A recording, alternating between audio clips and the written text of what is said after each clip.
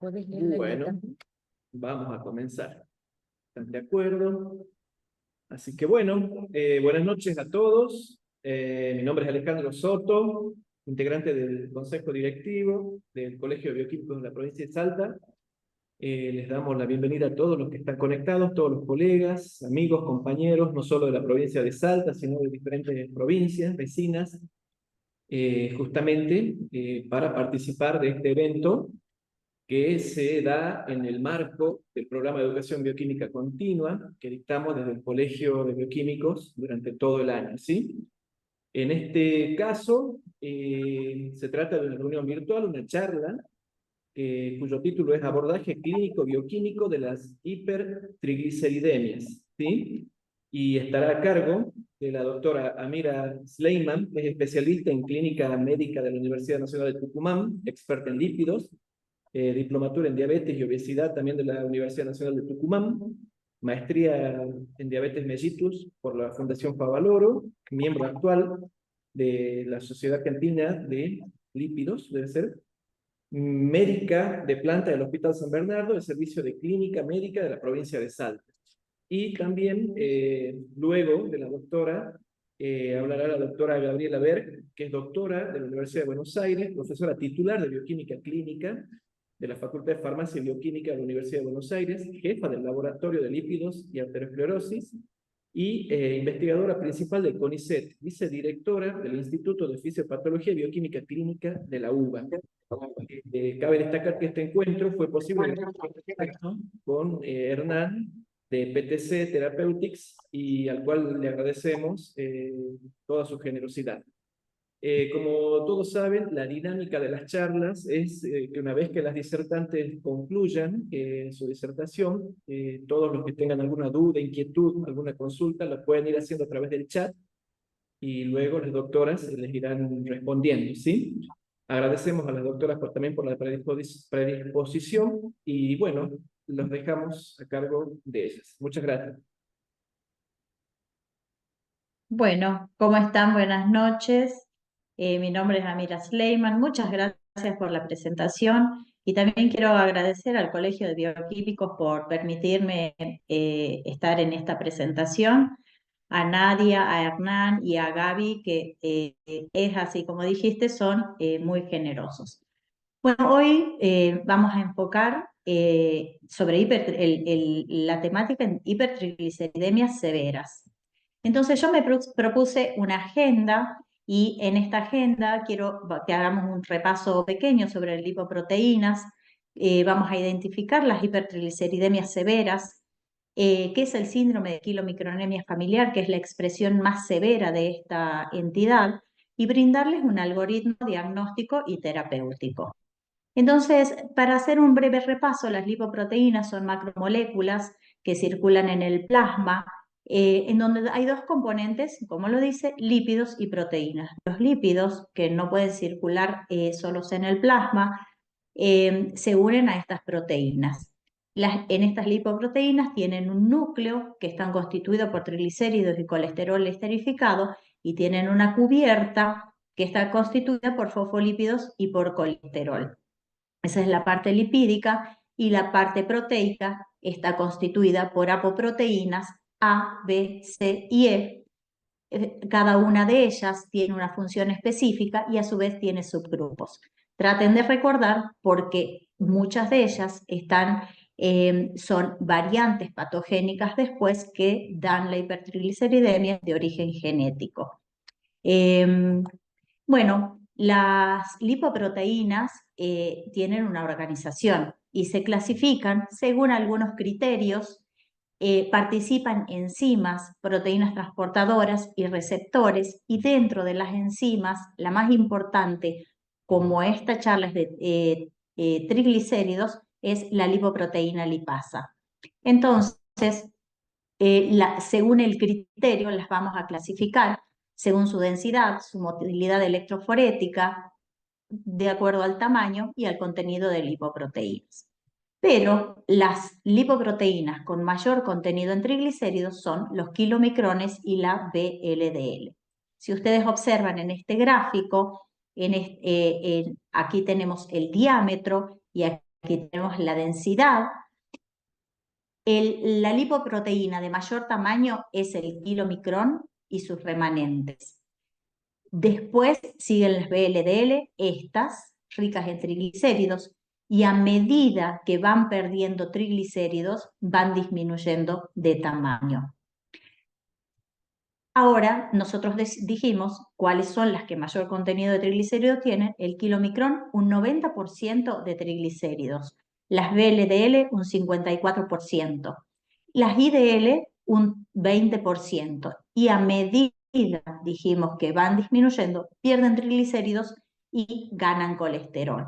Entonces, con esto gráficamente nosotros podemos decir y traspolar, ir adelantándonos a la clínica, que kilomicrón y VLDL se van a expresar con pancreatitis aguda y las otras principalmente con eventos cardiovasculares. De todas maneras, en algún momento podrían superponerse en algunos pacientes.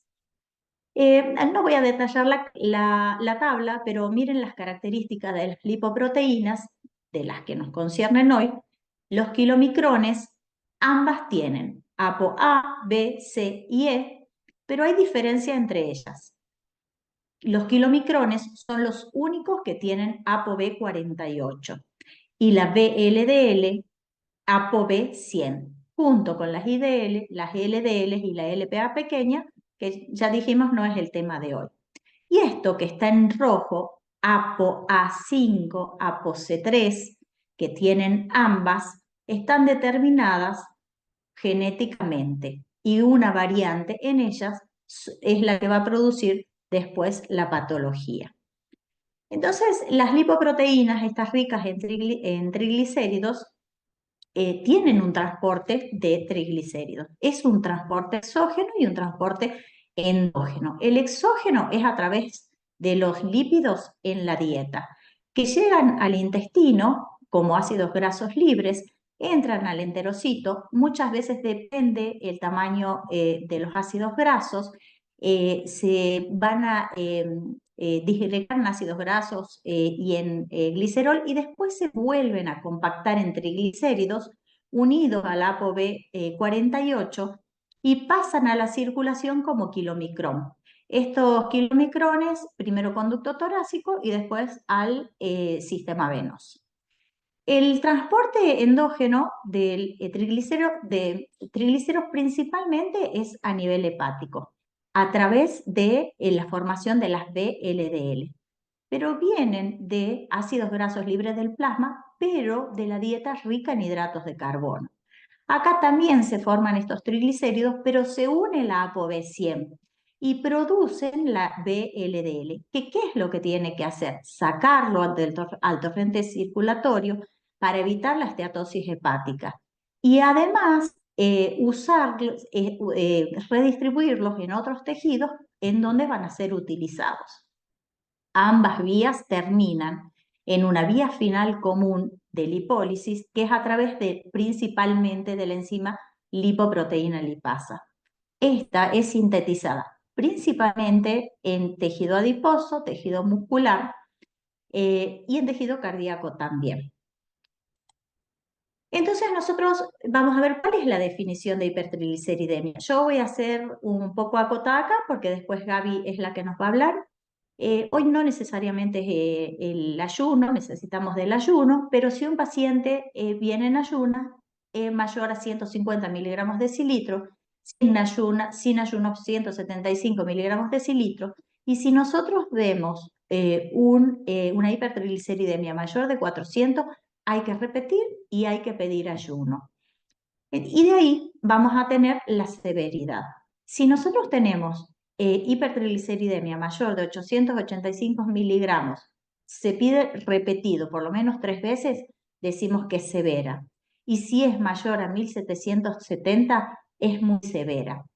Esto tiene una traducción en lo que sería en nuestra clínica, la semiología, es observar en la extracción el suero lechoso, que muchas veces la mayoría de los bioquímicos lo informan. Cuando nosotros tenemos esto, seguramente hay kilomicronemia. La kilomicronemia no es normal, los kilomicrones duran aproximadamente 5 minutos. puede haber una kilomicronemia transitoria postprandial, pero si nosotros encontramos estos valores, seguramente no son normales. Y ya debemos estar pensando en determinar si es de causa genética o no.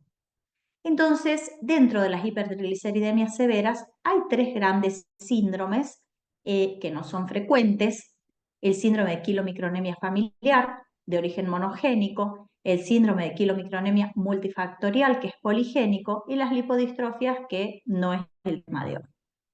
Entonces, con este valor de triglicéridos, nosotros debemos pensar, ¿es monogénico o es poligénico? Por supuesto que lo poligénico es lo más frecuente, y nosotros son valores de triglicéridos no tan altos. Después lo voy a detallar un poquito más. Hay que descartar otras causas. Y tenemos la versión antagónica, si son monogénicos. Esto es variantes patogénicas anormales que pueden ocurrir en menos del 5%. Dentro de este grupo estará el síndrome de kilomicronemia, la hiperkilomicronemia. Y miren la proporción pequeña, extremadamente raro, con una prevalencia de 1 en 1.000.000 del síndrome de hiperkilomicronemia familiar. Acá hay una superposición, y en nuestra región, después lo vamos a ver, podemos tener esta superposición. Por eso hay que estar alerta en la búsqueda. Entonces, este síndrome de kilomicronemia familiar, lo dijimos, es un trastorno muy raro. Hay poco conocimiento, el diagnóstico es tardío. Hay un estudio en donde se le hizo a pacientes con diagnóstico confirmado y se les preguntó por cuántos especialistas habían pasado hasta llegar al diagnóstico definitivo. La media fue de 5, pero miren, fue de 1 hasta 30 especialistas hasta haber llegado al diagnóstico. El problema son las complicaciones graves y la muerte final de estos pacientes. Tiene una clínica específica, tiene pobre respuesta al tratamiento convencional. Aparte, ya vamos a ver, hay valores exorbitantes de triglicéridos, que hay fármacos que reducen el 50%, sigue siendo valores altísimos. Y dijimos que es causa monogénica, es autosómica recesiva, y las variantes patogénicas están principalmente en el déficit el gen de la lipoproteína lipasa, en donde está disminuida su actividad, o la de sus cofactores, que ya los vamos a ver. El diagnóstico es siempre genético, pero hay un porcentaje en donde no llegamos concretamente al diagnóstico genético. Y ahí, cuando tenemos dudas, nos ayuda Gaby haciendo la actividad de la lipoproteína lipasa. Esto lo va a desarrollar ella. En cuanto a la epidemiología, dijimos que era 1 en 1.000.000 la prevalencia, pero también depende de regiones. Por ejemplo, en Quebec, en el noreste de Brasil, y en algunas regiones de Estados Unidos está aumentada. En niños no hay datos, y en cuanto a la prevalencia, hoy tenemos en Salta registros confirmados genéticamente 8 pacientes, y hay algunos en donde estamos esperando los resultados. Y Salta tiene una población de 1.441.300 pacientes, o sea que en nuestra región está aumentada la prevalencia. Y es donde debemos buscar, porque estos pacientes se mueren o tienen una discapacidad en el resto de su vida. Siempre es frecuente la consanguineidad, y el estudio Approach observó que la edad media de diagnóstico fue a los 24 años. Hasta los 24 años tuvieron muchos de sus pacientes clínicas. Esta fue la media, o sea que diagnósticos tardíos también. Una especial mención es en el embarazo, en el tercer trimestre, que fisiológicamente aumentan los triglicéridos, pero teniendo esta patología, el riesgo de pancreatitis es muy alta, de aborto espontáneo, de parto prematuro, y la muerte, observen, hasta un 60%. Esta lipoproteína lipasa, entonces vamos a hablar de casi la estrella de esta patología, es esta, y tiene factores que estimulan su acción y factores que inhiben su acción. Esta nace como su forma inactiva es monomérica y tiene este factor de maduración que la transforma en dimérica, que es la forma madura. La insulina también hace esta acción, pero solamente en el tejido adiposo. Yo quiero, ustedes vayan viendo estos positivos. Después, esta es una proteína de anclaje. ¿Qué es lo que hace esta proteína? Ancla la lipoproteína lipasa por un lado al endotelio vascular, porque vamos a nombrarla como LPL, está anclada al endotelio vascular por un extremo al otro extremo. ¿Qué es lo que hace? Esta proteína de anclaje la une al kilomicrón. ¿Para qué? Para que ejerza su acción de lipólisis, degradando al kilomicrón para que no se acumule en plasma y no actúe con su toxicidad. ¿Y quién activa? ¿De quién necesita la lipoproteína lipasa? De ApoC2. ¿Y quién es el estabilizador de esta dimerización? La ApoA5. Pero, como siempre están los positivos y tenemos las cosas, lo negativo, tenemos dos proteínas, la angiopoietina, que es inhibidor, y la ApoC3, que es también inhibidora de la acción de lipoproteína lipasa. Hasta hace poco no teníamos tratamiento específico. Hoy existe un tratamiento para bien de los pacientes que actúan sobre esta ApoC3 inhibiéndola. Y cuando nosotros pedimos un estudio genético porque pensamos que el paciente puede tenerlo, observen cuáles son los genes. Así está en el informe que nos van a entregar. Panel de síndrome de quilomicronemia, ApoA5, ApoC2, esta proteína de anclaje, el factor de maduración y, por supuesto, la lipoproteína lipasa. ¿Y qué es lo que hace ApoC3? Por un lado, dijimos, inhibe la LPL a nivel del endotelio. Por otro lado, aumenta los kilomicrones a nivel intestinal y por otro lado, aumenta la producción de VLDL a nivel hepático y todo esto lleva a hipertrigliceridemia. Entonces, el algoritmo diagnóstico yo lo pongo clarito porque esto es lo que nosotros hacemos en consultorio o cuando tenemos la sospecha en un paciente. Primero la clínica, después el laboratorio, esto va a hablar Gaby. Tenemos un score que nos va a ayudar a ver si es que pedimos el estudio genético. Pedimos el estudio genético, el lipidograma y valorar la actividad de la lipoproteína lipasa. Esto se lo derivamos a Gaby a Buenos Aires nosotros. Y bueno, entre lo más frecuente es pancreatitis. Estos son cardinales, pero es una enfermedad sistémica que puede tener cualquier manifestación. Dolor abdominal, que es recurrente, los síntomas eruptivos y la lipemia retinalis. La pancreatitis aguda, miren, hasta un 88%, es realmente un montón.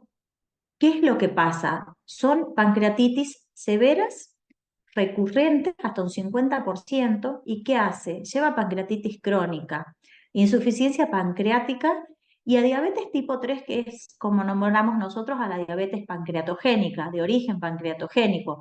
Estos pacientes terminan con diabetes y con mala evolución. Tiene una alta mortalidad hasta un 30% y puede producir necrosis pancreática, inclusive falla orgánica múltiple. El dolor abdominal es muy frecuente, inclusive pacientes ingresaron a cirugía en forma innecesaria, hasta un 50%.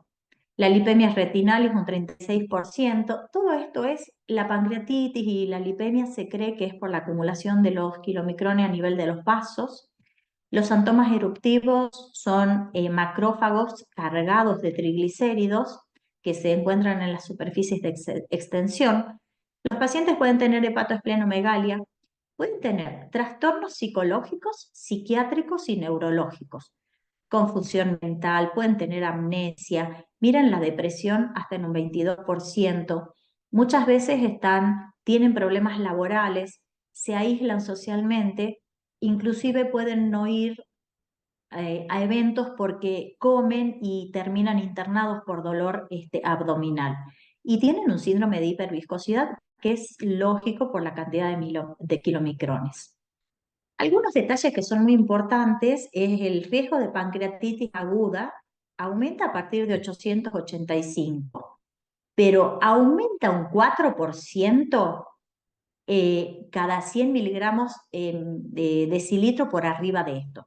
Imagínense que hay pacientes, después yo comencé con la parte teórica para demostrarles en el caso clínico que todo lo que les dije lo podemos hacer en Argentina. El 85% de los pacientes con hipertrigliceridemia grave desarrolla pancreatitis aguda en algún momento de su evolución. Las tres principales causas de pancreatitis aguda son la litiasis vesicular.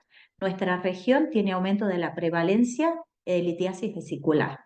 Etilismo, nuestra región hay gran consumo de alcohol y también se ha observado que la hipertrigliceridemia severa es más prevalente en nuestra región. Entonces, nosotros no debemos ser tan taxativos en algunos criterios diagnósticos porque nosotros podemos tener superposición en estos pacientes. Y después, la amilasa normal en el contexto de estos pacientes no excluye el diagnóstico de pancreatitis aguda. Bueno, dijimos que teníamos la clínica, el laboratorio y ya sospechamos, entonces, bueno, tenemos un score que nos da una sensibilidad de un 87% y una especificidad, miren, desde un 66 a también 87%, de a quién le vamos a pedir pruebas genéticas y de llegar al diagnóstico. Este score tiene puntuación que suma y hay algunas que restan. Triglicéridos en ayunos mayor de 885, ese número que les quede, en 3 oportunidades suma, mayor de 1770 suma, que haya descendido hasta 176 disminuye. A veces, no sé si estoy tan segura, hemos tenido algunos pacientes con diagnósticos definitivos cercanos a este valor. Descartar causas secundarias sumas, la pancreatitis, el dolor abdominal recurrente, que en la familia no haya otro tipo de hiperlipidemia combinada, que no tenga buena respuesta al tratamiento y, según la edad, a menor edad, mayor puntaje. ¿Cuándo? Es muy probable cuando este puntaje es mayor o igual a 10. Y bueno, nosotros tenemos esto, pensamos, tenemos este puntaje, necesitamos el estudio genético. Entonces hacemos la secuenciación genética, eso es lo que vamos a pedir. Estos son los genes, ya hablamos cuáles son los que pedíamos. Y el diagnóstico definitivo es cuando tenemos en homocigosis o en heterocigosis doble o compuesto para variantes patogénicas o probablemente patogénicas. Y miren, quiero mostrarles los genes cuyas variantes causan kilomicronemia. Yo tengo 4 pacientes, de los cuales 2, la alteración está en la lipoproteína lipasa. El 95% de los pacientes tiene esta alteración, pero en la región, en esta región, hay variante patogénica en APOA5. Y miren el porcentaje, 0.6, mucho más raro aún. O sea, nosotros tenemos una prevalencia aumentada y sobre las variantes quizás de las más infrecuentes. Pero cerca del 30% de los pacientes no encontramos variante causal. Pero a veces tenemos laboratorio y Gaby nos ayuda con su actividad de lipoproteína lipasa. Esto es para decirles que el tratamiento es multidisciplinario, no se puede trabajar solo con estos pacientes y el tratamiento y el diagnóstico es multidisciplinario, el tratamiento es nutricional, estos pacientes necesitan psicoterapia y necesitan hacer actividad física. El tratamiento nutricional es restricción de grasas a un 10 o un 15%, sacar hidratos de carbono, excluir el alcohol, se les da ácidos grasos de cadena mediana y en el embarazo se es mucho más estricto. El tratamiento farmacológico que existe hoy, los fibratos que disminuyen un 55%, o los omega 3, tiene que ser altas dosis. Imagínense que hay pacientes que tienen 9.000, 10.000 de triglicéridos, le bajamos un 50%, seguimos en 5.000. La insulina endovenosa solamente está indicada en pacientes con diabetes tipo 1 o diabetes tipo 2 descompensada. La heparina no está indicada solo en pacientes que tengan trombosis venosa profunda. La plasmaféresis no está al alcance de todos, es engorroso. Y hoy contamos con tratamiento que la droga se denomina volanesorsen, que era el inhibidor de ApoC3. Tiene estudios en fase 3, aleatorizados, doble ciego, controlados con placebo, y lo que dijimos inhibía ApoC3. Al disminuirla, disminuye un 80% de ApoC3 y disminuye los triglicéridos en un 70%. Pero lo más importante es que disminuye los episodios de pancreatitis, que finalmente es lo que lleva a la mortalidad de ellos. Hay dos estudios que, bueno, comprobaron esto. Si ustedes dicen 66 pacientes, 113, pero es un montón para esta patología. Y bueno, en el algoritmo de diagnóstico y tratamiento, nosotros podemos pensar, con triglicéridos mayor de 885, le hago el score. Y me fijo, si cuanto más delgado es, más cerca del diagnóstico; si tengo el LDL bajo, más cerca; si la diabetes fue posterior, también es más cerca de este diagnóstico. Y si tengo 10, mayor a 10, mayor o igual a 10, bueno, pido el genético, ya saben cuáles son los genes candidatos, y comienzo con tratamiento dietético, que a veces no lo pueden sostener los pacientes. Fibratos y omega 3, que ustedes vieron, no es mucho el porcentaje que desciende. Y si a pesar de eso persiste la clínica y persiste la hipertrigliceridemia, tenemos tratamiento específico hoy en día. La disponibilidad de todos estos estudios que quiero decirles está en Argentina, deben promover la detección oportuna. Y bueno, para hacer el diagnóstico diferencial, ¿se acuerdan que dijimos con el multifactorial? También tiene origen genético, son heterocigotas raros, pero acá actúa también el ambiente y los hábitos del paciente. Siempre hay que ver causas secundarias, fármacos, alcohol, el embarazo. Acá predomina el diagnóstico en los adultos, los anteriores aparecen generalmente en chicos más jóvenes. Este responde a los cambios de estilo de vida, a los fármacos convencionales, tiene menor riesgo de pancreatitis, pero más riesgo cardiovascular. Cuando hacemos la electroforesis hay aumento de VLDL más que de kilomicrones. Y bueno, ahora cerrando la charla, quiero mostrarles que estos son pacientes reales y que todo lo que dijimos se los pudimos hacer. Este paciente tiene 47 años, es trabajador de la construcción.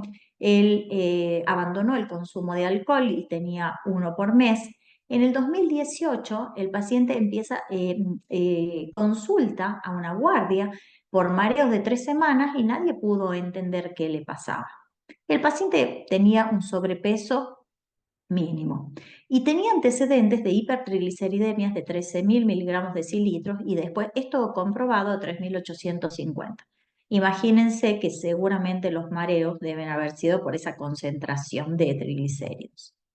Y esta fue su historia natural. En el 2008 va a consulta lo derivan a hematología por esplenomegalia, le piden al azar una ecografía, esplenomegalia, lo estudian, pero no llegan a ningún diagnóstico. En el 2011 hace una pancreatitis alitiásica, en el 2014 hace otra pancreatitis y ahí ya aparece hígado graso moderado. En el 2016, miren, tienen 2 consultas por guardia por hiperamilasemia. En el 2018 hace otra pancreatitis, en el 2021 hace otra pancreatitis y en el 2022 también hace otra pancreatitis. Si observamos el árbol genealógico, este es el paciente, tiene un hermano mayor, donde tenía triglicéridos 1700, tiene dos hermanas, a ellas no las estudiamos, nunca vinieron a verme, aproximadamente 350. La madre es la que tenía triglicéridos elevados y ella forma pareja eh, y las hijas de ese matrimonio, dos hijas de ese matrimonio, tienen hipertrigliceridemia. Pero el padre de este chico fallece muerte súbita a los 58 años. Y si ustedes ven los laboratorios, bueno, en algún momento aumento de colesterol total no es lo más frecuente, siempre HDL bajo, y si observan los triglicéridos 500, suero lechoso, esto es descripción de bioquímica, 900, 3000, acá era no dosable, 9000, 6000, 2000. Si ustedes observan 2008, el paciente no tenía diabetes, después comienza con hiperglucemia. Acá es cuando me lo derivan para control de diabetes, lo insulinizo porque tenía síntomas, hacemos tratamiento específico, ya se los muestro. Él mejora, pero sigue repitiendo los episodios de pancreatitis y de dolor abdominal y hoy tiene una diabetes secundaria con mal control metabólico y actualmente está con insulinoterapia intensificada. Esto quiere decir que fue empeorando la evolución de su diabetes y cada vez necesitamos más fármacos y más potentes para tenerlo en control. Le hicimos el score y a la edad de 11, recuerden, de mayor o 10 era sospechoso.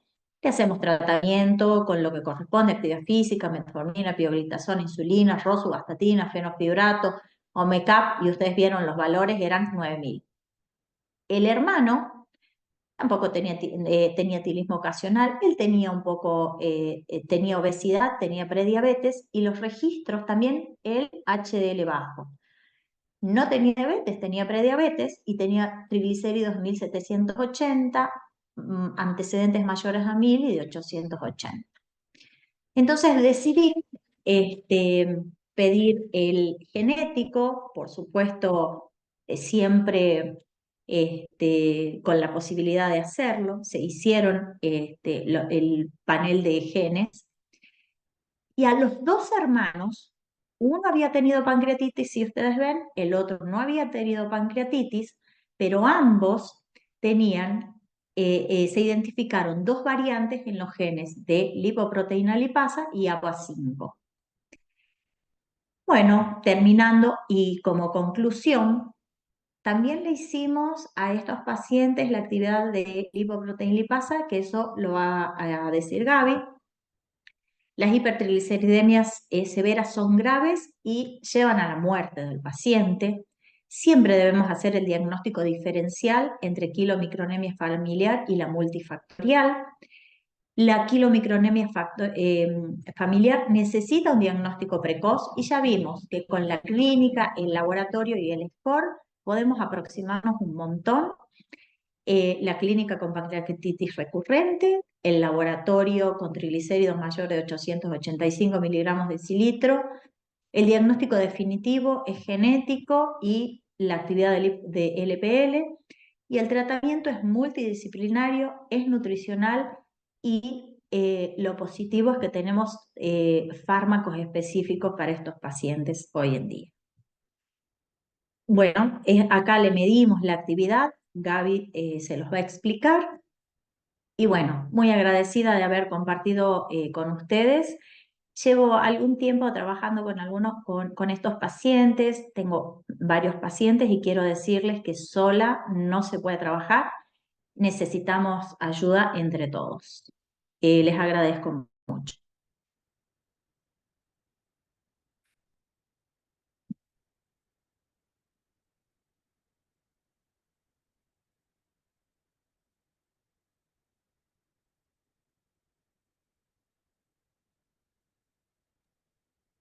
Bueno, si les parece, comparto mi pantalla.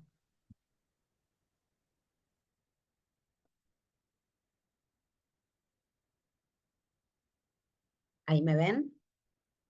No, no me ven, espérate.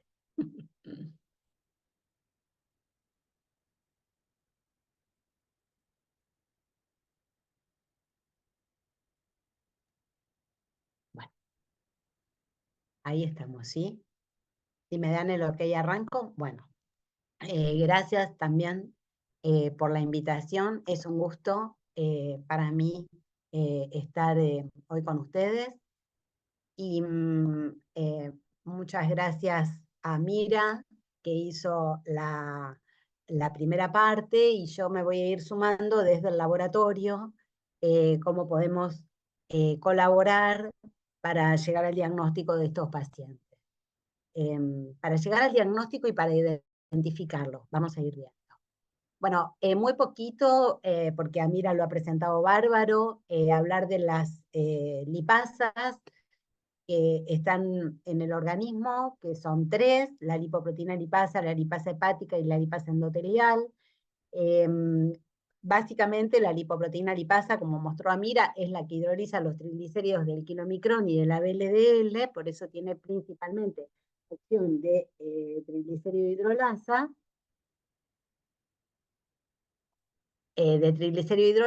Después, la lipasa hepática tiene acción de triglicérido y de fosfolipasa, y más recientemente la lipasa endotelial, que actúa sobre las HL. Pero hoy, como bien estuvimos viendo, nos vamos a centrar en la lipoproteína lipasa, que es la que va a hidrolizar los triglicéridos del kilomicrón, que se forma en la ingesta, genera el kilomicrón remanente, que es la forma que tienen los lípidos de ingresar al hígado, los lípidos dietarios, y sobre la VLDL también actúa la lipoproteína lipasa, hidrolizando, formando los remanentes de lipoproteínas, para que después la lipasa hepática termine de actuar sobre estos remanentes para formar la LDL.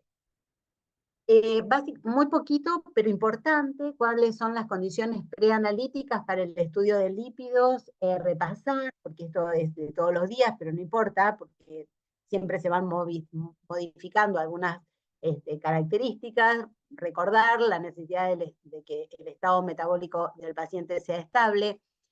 No se requiere ayuno, y esto es una discusión que vamos a tener no hoy, pero que es un tema donde está modificándose el paradigma y va a dar para mucha discusión sin duda.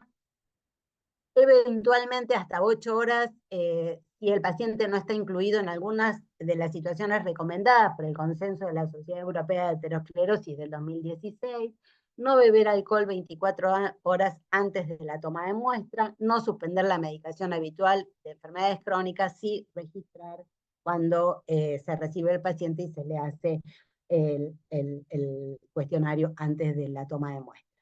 Las condiciones de la muestra: suero o plasma obtenido con ETA preferentemente, procesar dentro de las 48 horas, conservar a 4 grados hasta 3 días, a menos 20 hasta un mes, a menos 80 hasta 2 años. Y acá vamos a ver cuándo nosotros hoy estamos a favor del no ayuno, que como dije, no vamos a ahondar hoy en ese tema, pero recordar que sí hace falta al menos 8 horas de ayuno cuando los triglicéridos superaron los 440 miligramos de cilitro, en el seguimiento clínico de una hipertrigliceridemia conocida, en pacientes en recuperación de pancreatitis con hipertrigliceridemia, y al inicio del tratamiento con fármacos que causan hipertrigliceridemia. Como este es un tema súper de discusión, les hago como un aviso: estamos trabajando en la Fundación Bioquímica Argentina en una recomendación, en una nueva recomendación, que se va a basar en cuándo ayuno sí, ayuno no. Y si quieren al final alguna palabrita de esto podemos compartir. La distribución de los triglicéridos plasmáticos en los pacientes, como ven ahí, la distribución no es gaussiana en la población en general, pasando de normotrigliceridemia a hipertrigliceridas moderadas y luego hipertrigliceridemias severas. Los valores normales, menores a 150 miligramos de cilitro, la hipertrigliceridemia moderada entre 150 y 880, 885, y severa mayor de 880, muy severa, mayor de 1770. Entonces, cuando estamos en presencia de una hipertrigliceridemia, siempre tenemos que acordarnos que esta puede ser primaria o secundaria. Y de hecho, en el laboratorio nosotros más del 50-70% de las dislipemias que vemos en el laboratorio son secundarias a otra patología. Entonces, este es un primer paso importante para diferenciar. Dentro de las primarias, como mostró la doctora Sleiman, la hiperquilomicronemia familiar o la hiperquilomicronemia multifactorial, que se superpone con lo que antes llamábamos hipertrigliceridemia familiar, también media o moderada, y las secundarias, que son secundarias a hábitos dietarios, a síndrome metabólico, obesidad, diabetes mellitus, en el embarazo, como mostró la doctora, en el hipotiroidismo descontrolado, síndrome nefrótico, enfermedad renal crónica, o sea, una cantidad de endocrinopatías, hepatopatías, enfermedad renal, o inclusive el uso de fármacos que producen hipertrigliceridemia. Por eso este va a ser el primer punto sí o sí a descartar. Cuando estamos en presencia de una hipertrigliceridemia severa con un suero lechoso, que de hecho vamos a ser los primeros en ver el suero de los pacientes, lo primero que hay que apuntar es a descartar que esta hipertrigliceridemia no sea secundaria, que es la más frecuente de todas, ¿cierto?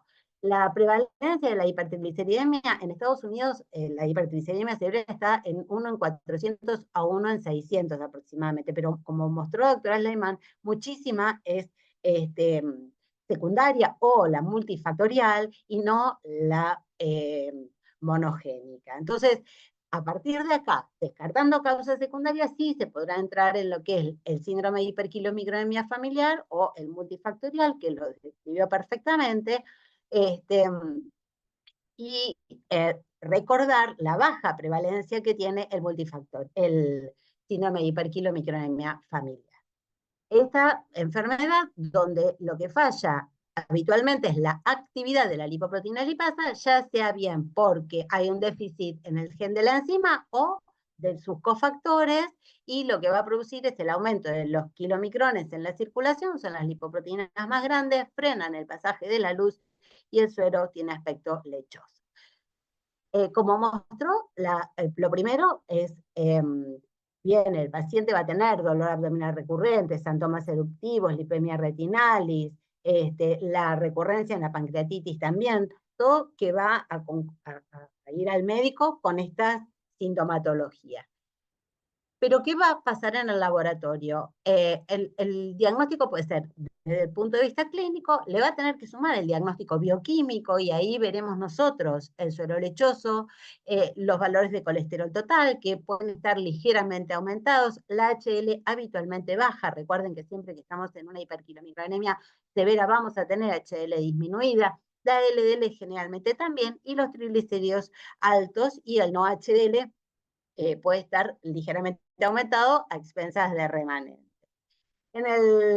Si hacemos un perfil lipídico extendido, una característica va a ser los valores de ApoB100, que van a tender a estar disminuidos por debajo de 100 o de 120 miligramos de decilitro, y en el lipidograma electroforético, para el que lo hace, se ve la presencia de kilomicrones en la zona de siembra y un cargado de remanentes que pueden ser kilomicrones, que el paciente tiene tantos kilomicrones que no quedan retenidos en la zona de siembra y migran por arriba de la garosa.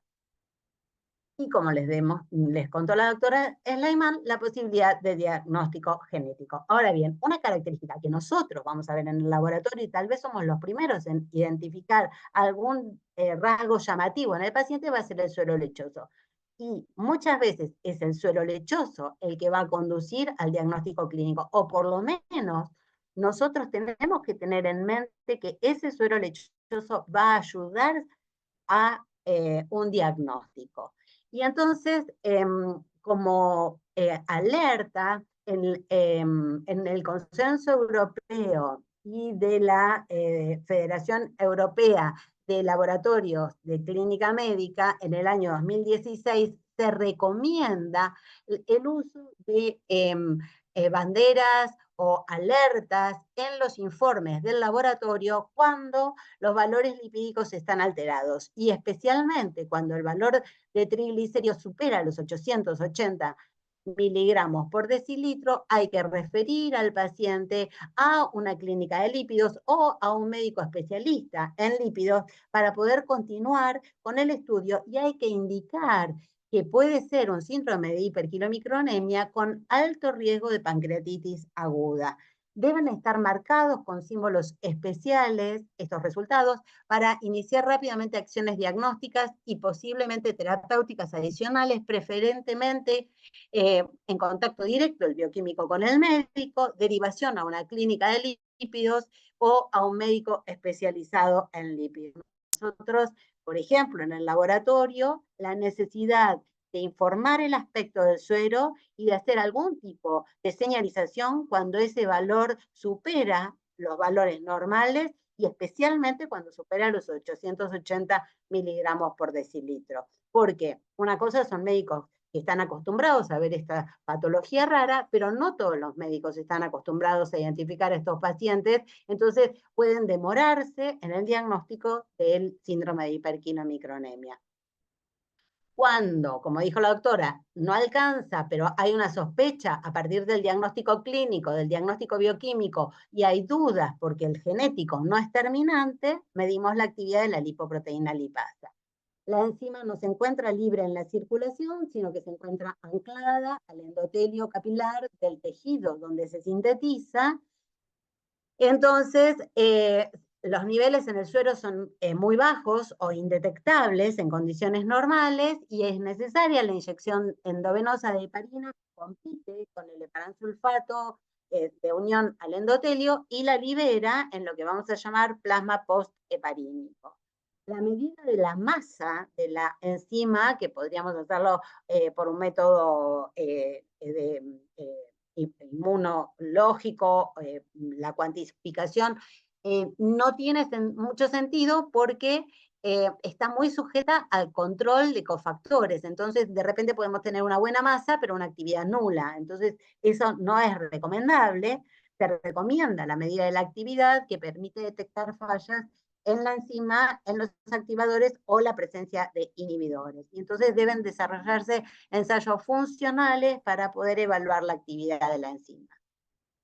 ¿Se acuerdan que les dije que hay 3 enzimas principales, que son la lipoproteína lipasa, la lipasa y la endotelial? Las 3 están ancladas al endotelio vascular.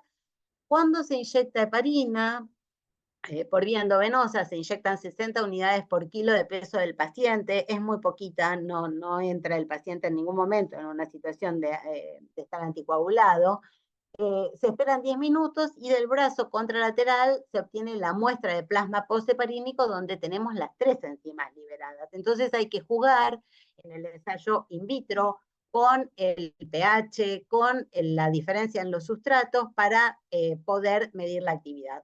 Se le agrega en el ensayo in vitro, como vamos a ver, cloruro de sodio 1 molar, que es el inhibidor específico de la lipoproteína lipasa. Entonces, por diferencia, medimos lipasa hepática, porque al pH que usamos prácticamente la endotelial no se mide. Estos son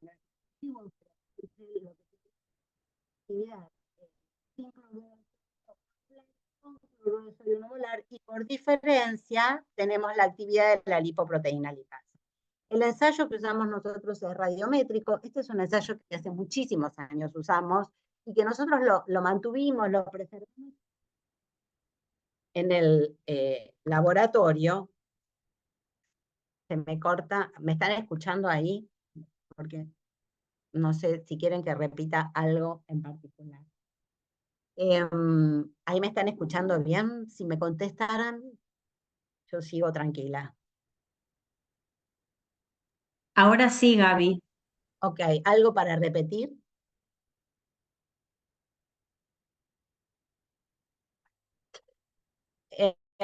Bien. Tenemos un ensayo radiométrico de hace muchos años, pero les quiero decir que nuestro laboratorio es el único en Latinoamérica que realiza este ensayo de actividad, y me animo a decir que hay entre 5 y 8 laboratorios a nivel global que hacen esta medida, nada más. Nosotros usamos trioleína tritiada, trioleína fría y albúmina con un fosfolípido para generar una micela que se parezca lo más posible a una lipoproteína Y lo que hacemos es, con y sin el agregado de suero humano, normal, inactivado a 56 grados, que es la fuente de los cofactores, APOC2 y A5. Eso se sonica en un sonicador y en baño de hielo, y se divide y se incuba. Por un lado, el plasma posheparínico del paciente, y por el otro lado, el plasma posheparínico del paciente con cloruro de sodio 1 molar. Fíjense, estos son 12 grupos de tubos por triplicado, o sea que tenemos una batería tremenda de tubos. Cada ensayo es para un solo paciente. Se incuba a 37 grados, 30 minutos, a pH 8, se liberan ácidos grasos como consecuencia de la acción de la lipoproteína lipasa, y esto se cuenta en un contador de centelleo. Por diferencia vamos a tener la actividad total en este ensayo y la actividad de lipasa hepática en este ensayo. La diferencia nos va a dar la actividad de la lipoproteína lipasa de los pacientes. Este método es el método gold estándar para medir la actividad de la lipoproteína lipasa. Fíjense que este ensayo es de la década del 70 y no se ha superado hoy a nivel global. Y acá lo que vemos es, por ejemplo, algunas actividades en nuestro laboratorio sin el agregado del suero activador, y cuando nosotros le agregamos suero activador, que sabemos que viene de pacientes normales y por lo tanto va a tener APOC2 y APOC5, fíjense cómo en algunos casos levanta la actividad. Estos dos pacientes, que justamente son los pacientes de la doctora Sleiman, donde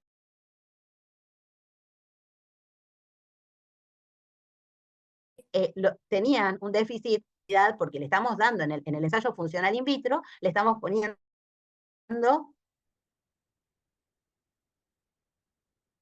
ese suero activador.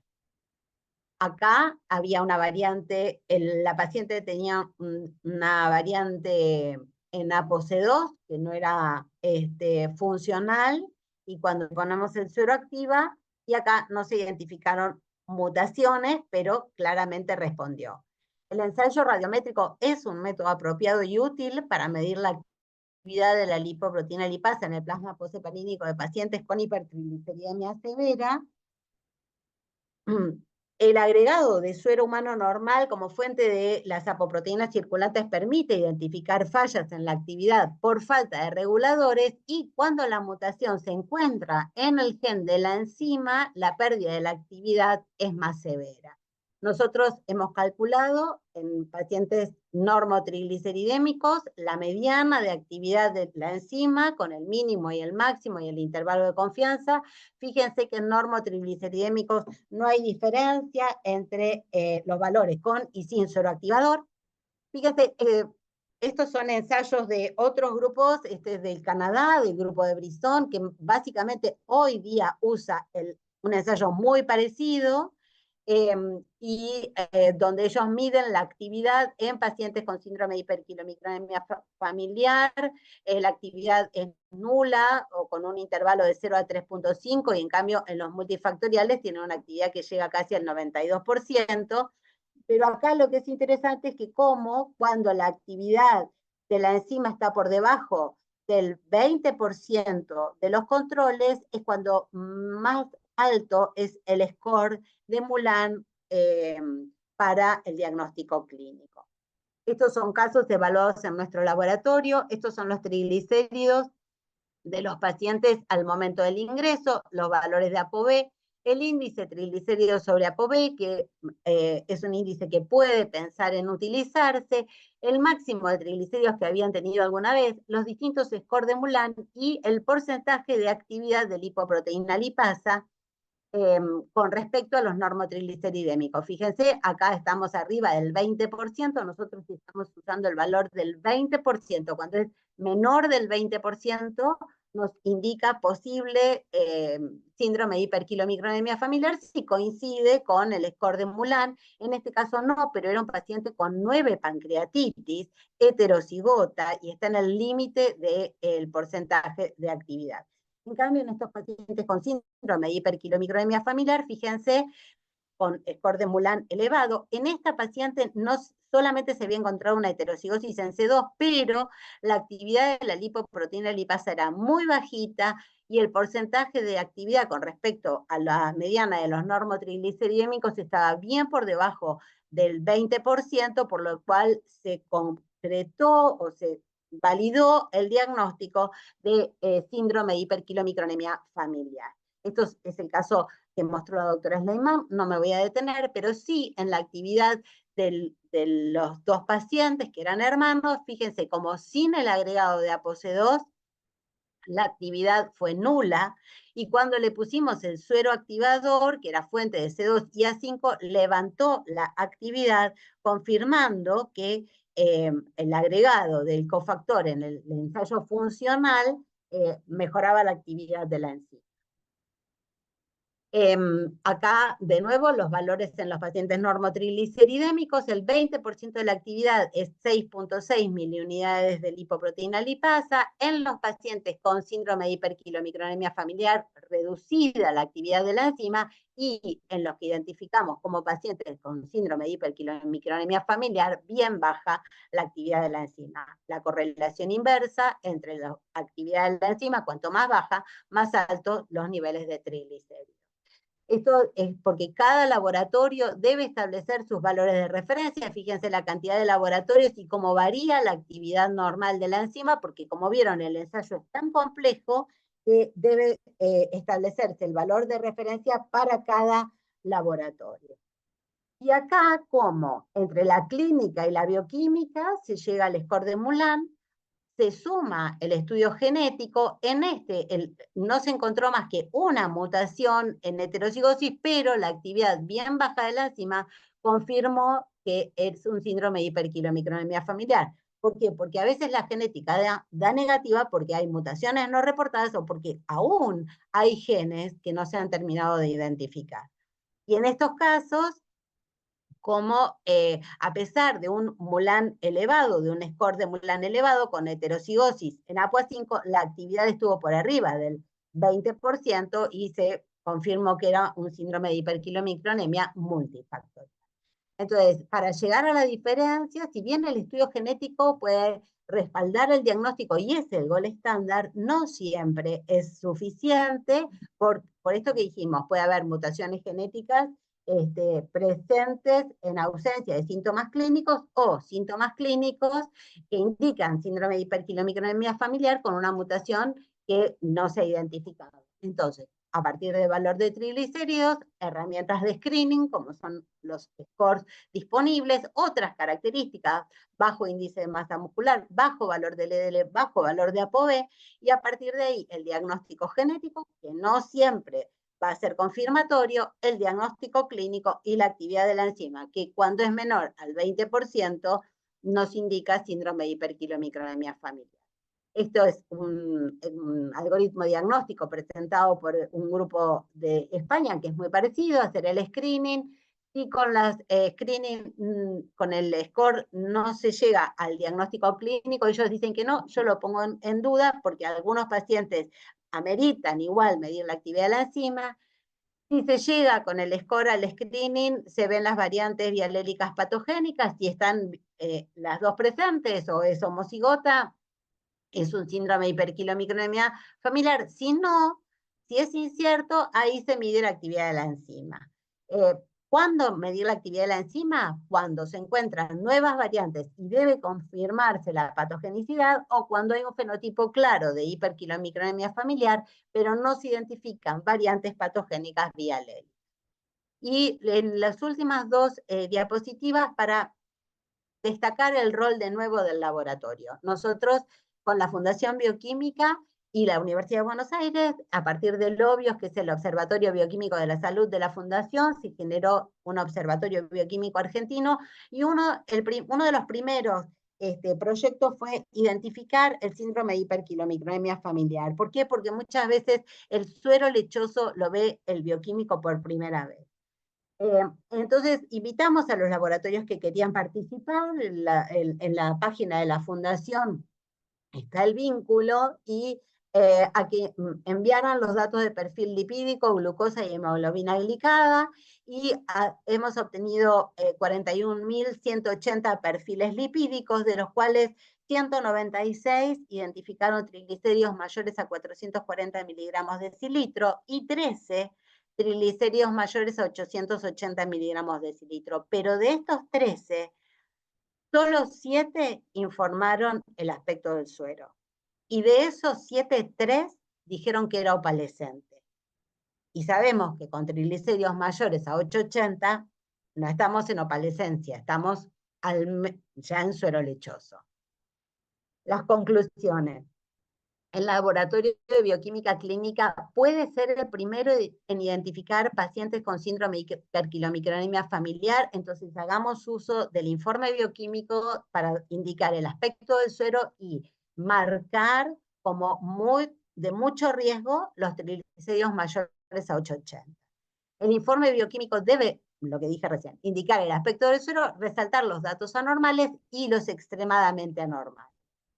Y cuando el fenotipo no coinciden, la decisión clínica debe basarse en la bioquímica. La certeza del diagnóstico permite el acceso a terapias nuevas que requieren autorización especial por los servicios de salud. Y en más de un caso, la medida de la actividad de la enzima ha servido para que los pacientes puedan entrar en tratamiento.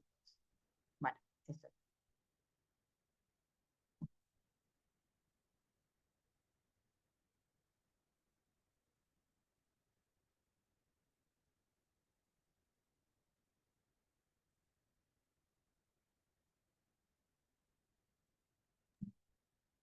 ¿Qué tal? Bueno, excelente, doctoras. No sé si alguno tiene alguna pregunta o alguna consulta al respecto, lo pueden hacer en el chat para ir sacando las dudas, los que tengan. Yo quisiera hacer un aporte hacia bioquímica. Nosotros tenemos también mucha prevalencia de pancreatitis. Hice una pequeña revisión donde trabajo, muchos casos de pancreatitis, y puedo decir que menos del 10% tenía pedido triglicéridos. Entonces, quizás si el médico que derivó no lo pidió, cuando se pone el diagnóstico y hay pancreatitis, estaría bueno que hagan triglicéridos aunque no esté pedido. Bueno, creo que lo que tendrían que hacer es se sugiere solicitar triglicéridos, porque ahí entramos en un terreno en el que si no está pedido después no lo cubren, la obra social y un montón de problemas que van a generar eso, pero sí la sugerencia de con un buen alerta, ¿no? Con un buen alerta. Totalmente. Resaltar y ponerle un indicador especial de que es de alto riesgo, ¿no? Porque por esto de que hay médicos que no están familiarizados, porque eso es lo que pasa en general con todas las enfermedades raras, que los pacientes van de un médico al otro, porque por ser raras la prevalencia es baja y entonces no está en la cabeza del médico, o algunas enfermedades ni se conocen. Entonces hay que resaltarlo para que el médico tome conciencia de que hay una posible enfermedad rara y en estos casos de que ese paciente está en riesgo de pancreatitis. Doctoras, disculpen, ¿les puedo hacer llegar algunas consultas que hacen los colegas? Por ejemplo, un colega consulta acerca de las condiciones preanalíticas para la toma de muestras.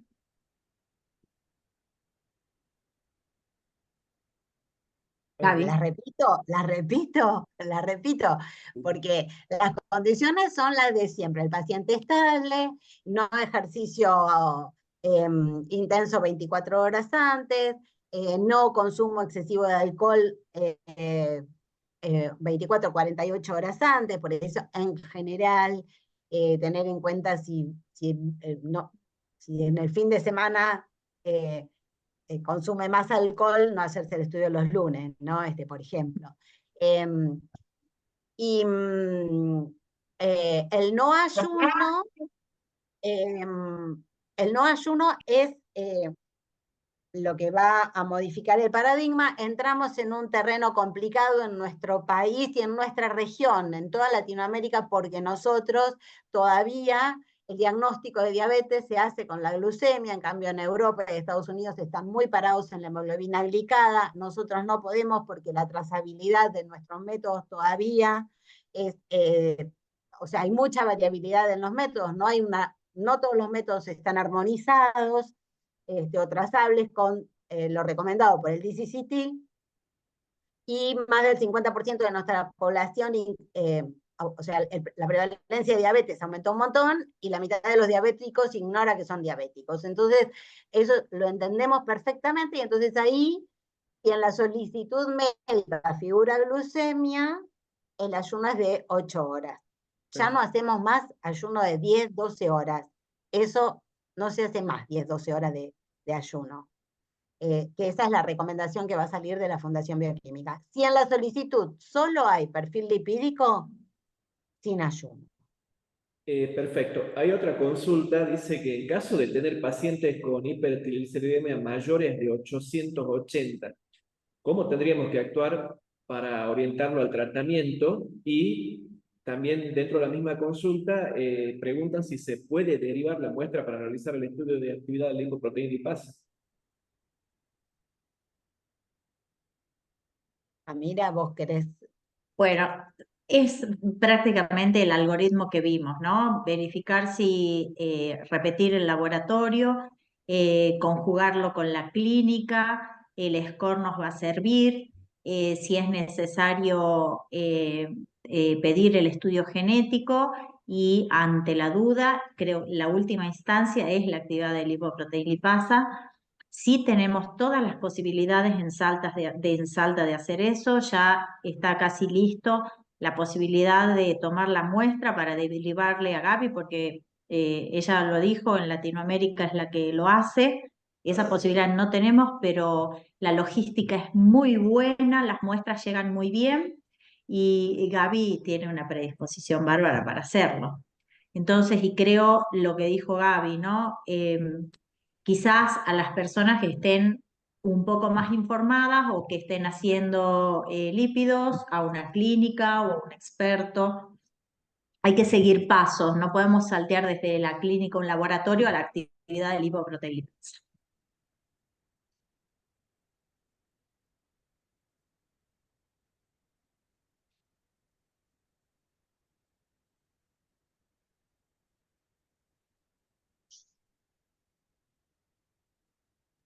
Bueno, por ahora parece que no hay más consultas. Seguramente también les queremos decir a todos que en caso de necesitar los contactos de las doctoras, si las doctoras nos permiten, por supuesto, nosotros acá en el colegio los tenemos.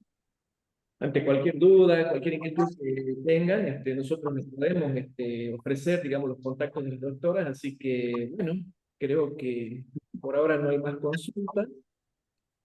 Yo quisiera agregar, insistir en que estén atentos a la recomendación de la Fundación Bioquímica. Seguramente vieron que salió la recomendación de valor inferior, cambio de valor de glucemia para glucosa alterada en ayunas. Salió la recomendación de la Fundación Bioquímica. Bueno, una recomendación semejante va a salir para el no ayuno y estamos trabajando también en el informe bioquímico del perfil lipídico para ofrecer un informe homogéneo. Después cada laboratorio es libre de tomarlo o no.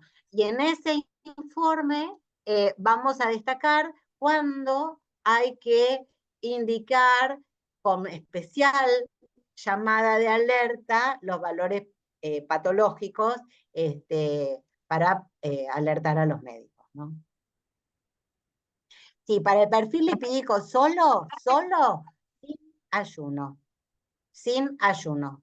El paciente puede levantarse, desayunar y hasta que llega al laboratorio, por ahí le pasa 1 hora y media, 2 horas, y ahí ya se puede tomar la muestra. O el paciente puede irse a trabajar porque no puede perder el día, ir al laboratorio a la tarde y haber comido algo, haber tenido ingesta a lo largo de la mañana y no hay problema. Para el perfil lipídico ya no se solicita ayuno. Eso va a salir en la recomendación. Quiero decir que hay 26 países que ya adoptaron esta metodología. De Latinoamérica solo Brasil, y nosotros vamos a hacer la recomendación. Espérate que había otra preguntita ahí que dice.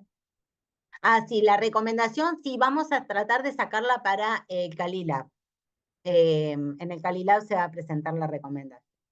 Se dice lechoso o lipídico o lechoso. Lechoso porque tenemos opalescente, turbio, límpido, opalescente, turbio. Turbio también sería lipídico. O sea que es opalescente, turbio, lechoso. Límpido, opalescente, turbio, lechoso. Y otra cosa, para que recordemos. La falta de ayuno no genera suero lechoso. El suero lechoso es patológico. Que puede ser, por ejemplo, causa secundaria. ¿Vieron cuando reciben al paciente diabético de tipo 1 que ignora que es diabético, que hace el debut?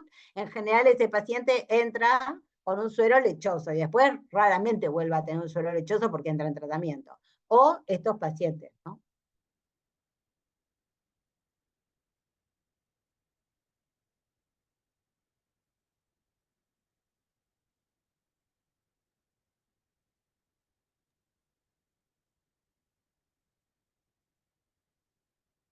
Bueno, pareciera que estamos. Así, estamos, ¿no? Sí, Bueno, sí, claro. bueno, como siempre, muchísimas gracias, doctoras, por la predisposición y por la excelente charla que nos dieron. Obviamente quedan sus contactos en el colegio y bueno, repetimos a todos los que necesiten o quieran contactar a las doctoras, lo pueden hacer a través del colegio, nos mandan un mensaje y les hacemos llegar los contactos, ¿sí? Bueno, Sí, solamente perfectamente. Saludos y buenas felicitaciones por la charla, son los mensajes, Bueno, así que, bueno, gracias a ustedes y por las preguntas. está bien. Gracias por la invitación también. No, por favor, muchas gracias a ustedes. Bueno, gracias a Chao. todos. Esperamos verlos en la próxima charla o próximo curso. Muy amable para todos. Chao. Bueno, gracias. Chao. Chao, chao.